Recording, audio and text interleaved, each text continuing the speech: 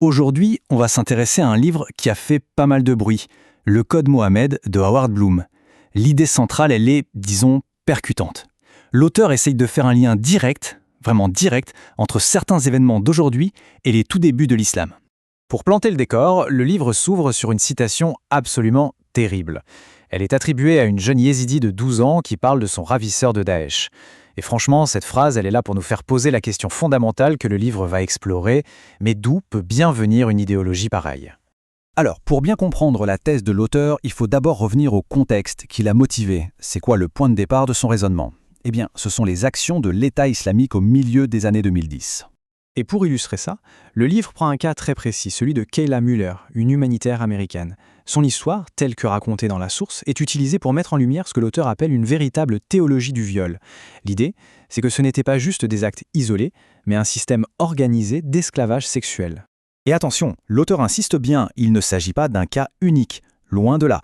Son argument, c'est que cette brutalité n'avait rien d'aléatoire. Au contraire, c'était une pratique structurée, institutionnalisée, avec, tenez-vous bien, une bureaucratie pour la gérer.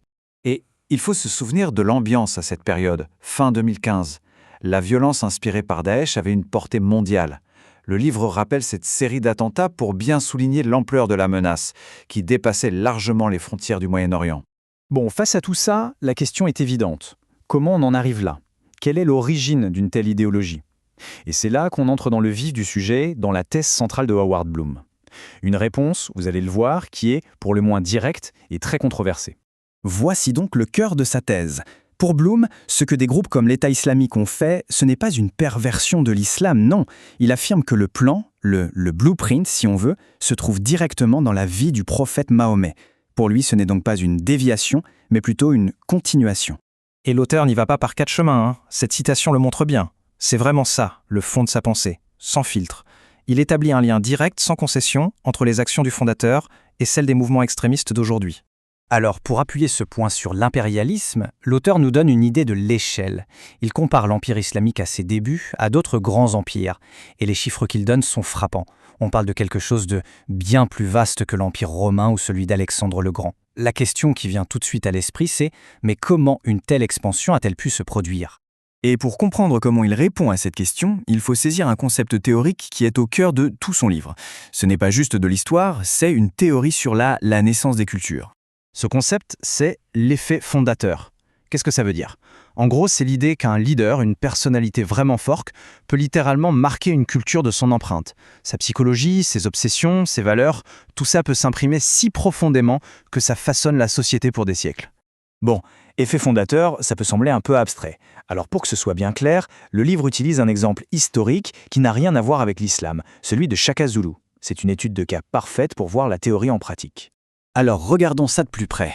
Avant Shaka, les Zoulous étaient une petite tribu, leur combat était très ritualisé, pas très meurtrier. Et puis arrive Shaka, un paria, plein de ressentiments qui va absolument tout changer.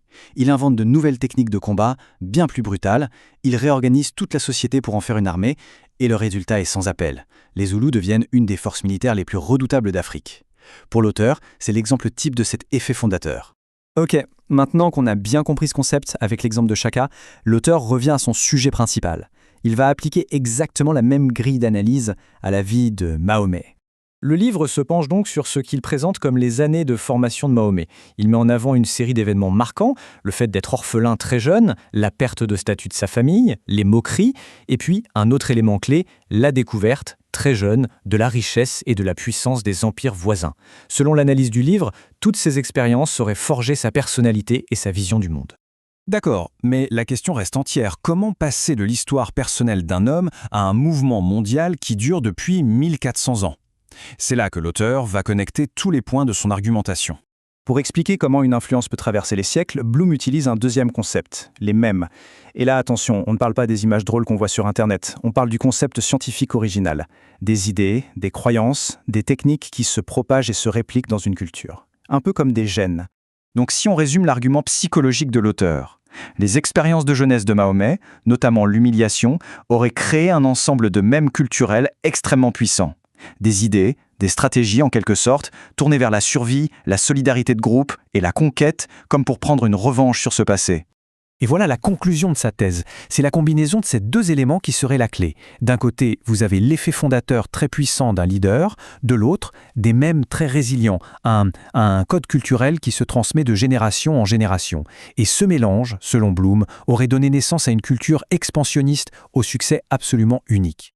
Et on boucle la boucle. L'argument qui était très théorique, avec les faits fondateurs et les mèmes, se rattache maintenant à un résultat très concret, historique, la création de cet immense empire. La citation résume bien ce point final.